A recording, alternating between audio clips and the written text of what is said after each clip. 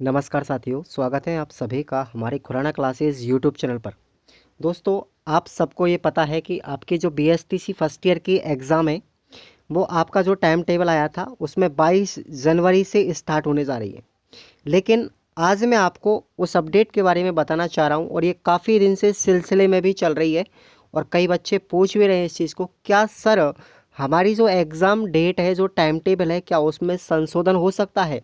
तो बिल्कुल अब इसमें संशोधन के पूरे पूरे विचार लग रहे हैं और ये बिल्कुल 101% होगा।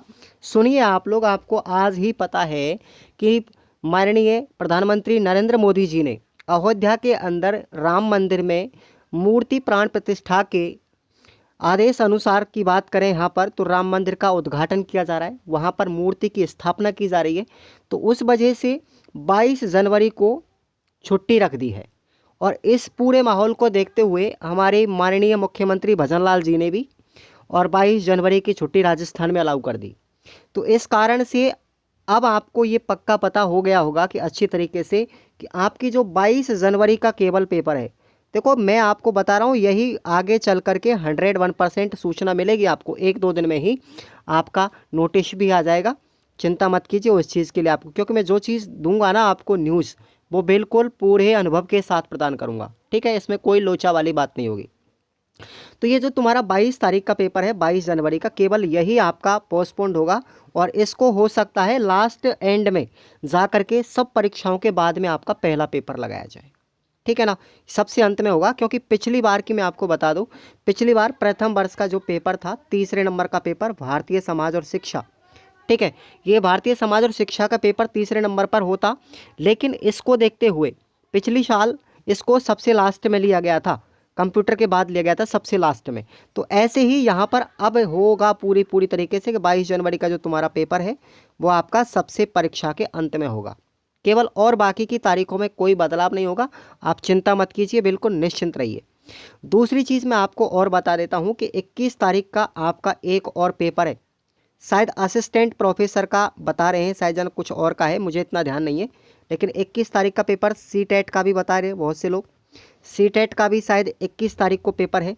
तो उस वजह से भी यहाँ पर पेपर 21 तारीख का है। अब अगर बहुत से बच्चे डीएलएड के हैं तो वो विद्यार्थी भी सीटेट की एग्ज़ाम देने जाएंगे, तो उनके लिए फिर पर्याप्त समय बीच में नहीं बचेगा।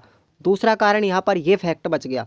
इस वजह से अपनी जो 22 तारीख का पेपर है, मूल मुद्दा तो यहाँ पर राम मंदिर का उद्घाटन को लेकर है, इस वजह से अब छुट्टी ही पूरे राजस्थान में रहेगी, तो तुम्हारा पेपर भी नहीं लग सकता 22 तारीख का, आप भी जान रहे हो इस चीज़ को।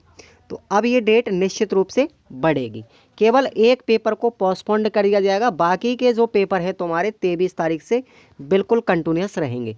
बाकी के सभी पेपरों का टाइम टेबल फिक्स रहेगा, समय सीमा बिल्कुल फिक्स रहेगी, केवल 22 तारीख का पेपर ही आगे बढ़ाया जाएगा और उसको सभी परीक्षाओं के सभी पेपरों के लास्ट में ले लिया जाएगा। और यही बदलाव हमने पिछले वर्ष में भी देखा था।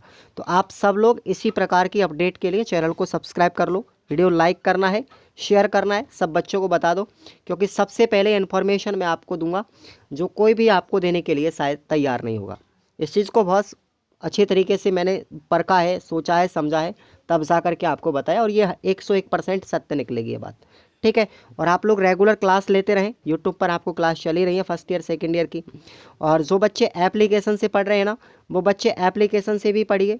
आप लोग ऐप पर जाएंगे, खुराना क्लासेस ऐप है हमारा, ठीक है, और इस पर आपके लिए अब मॉडल पेपर की जो टेस्ट सीरीज़ है उसको आप लोग ज्वाइन कर लीजिए। मॉडल पेपर है हमारे 20, ठीक है, फर्स्ट ईयर के 20 हैं, सेकेंड ईयर के 18 हैं, ठीक है, यानी हर पेपर के 2 मॉडल पेपर, और इनसे बाहर आपका प्रश्न बिल्कुल नहीं जाएगा, चिंता नहीं करना है।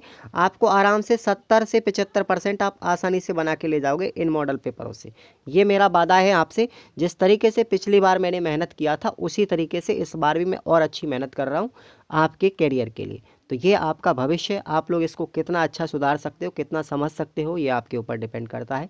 और एक बार नारा लगा दीजिए कमेंट बॉक्स में, जय श्री राम। धन्यवाद।